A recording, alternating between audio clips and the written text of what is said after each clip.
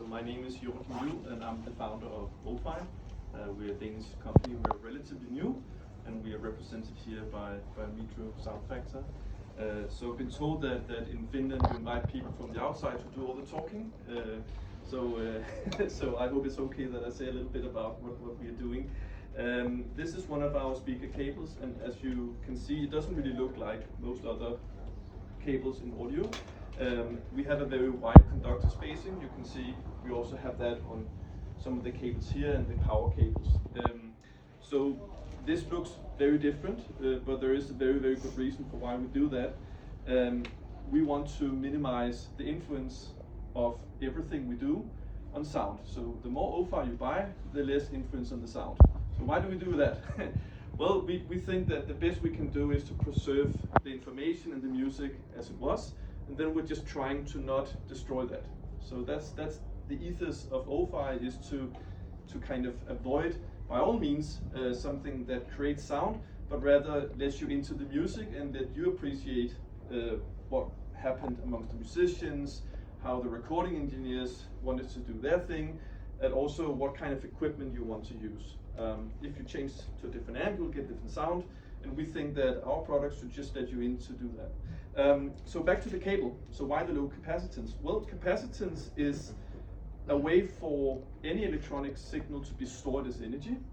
We use capacitance in the power supplies. We need it to store the electrical charge.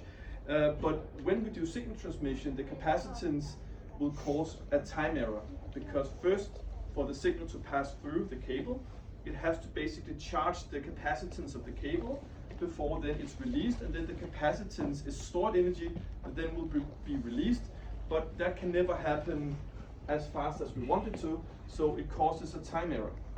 And this smears transients, it also smears the pauses, so it affects the musicality and the whole tonal presentation of the sound. We can't see this in a frequency plot, and we cannot see this in a distortion plot, but we can hear it very clearly. And from our studies, what we have found is that the human hearing is just incredibly sensitive to timing errors. And it makes sense, because we have 2 ears, and what we have learned is to basically be almost able to see our surroundings if we close our eyes. If you ever tried that and not using your eyes for a while, you start to see the room and you can hear who's speaking, whatever's happening around you. And that's because we have a very strong connection between what gets into our ears and how our brain is processing minuscule timing cues of all that information. So what we are doing is that we're trying to engineer solutions, both in cables and speakers, that do not affect these timing cues in such a way that we are taking away the audibility of our products. Good. Yeah. And this is Transcendence 2. This is the middle of the road loudspeaker. It's one of our most successful models. We're using purified element, custom developed tweeter. And what we are doing also here is to minimize the energy storage all the way through, from how the signal enters the pure copper terminals, through how we develop the crossover, and then again also how the crossover is coordinating the work, and very importantly, the timing of the drivers. So in the overlap, they are acting completely synchronized. So again, it doesn't cause timing effects. So that's a level of distortion that you would normally see in most typical speaker constructions. So what we want you to hear is the performance of the artists, and then everything between that and you should be, as far as possible, eliminated as a hindrance. Yep. More please. How about dampings in enclosures? The damping? Yeah. So in general, damping is a necessary evil. It's not a solution. So if you go into a room that is heavily damped, it will sound weird, and you might even feel bad, because we need some play in the acoustics to work for us. And this is the same in audio equipment as well.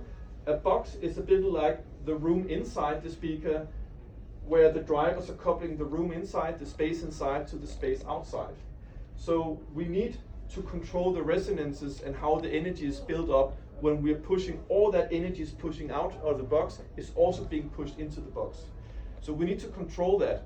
But for us, just by dampening all of that energy, you're actually storing the energy, because the dampening will slow down kind of the energy transmission. So that means there is more time at which that energy is affecting the dynamic properties of how the speaker is handling the signal. So what we do instead is that we have a relatively light enclosure, but it's quite stiff, and most importantly, we are making it such that all the resonances between all the panels are spread out. So none of them will actually audibly impact how the speaker works, but rather the enclosure and the way it doesn't store the energy, but it transmits the energy very fast away from the drivers. That means that we're getting a much faster settling time, and again, a speaker where you don't hear the cabinet at all. So, Yeah, good. Okay, let's play something.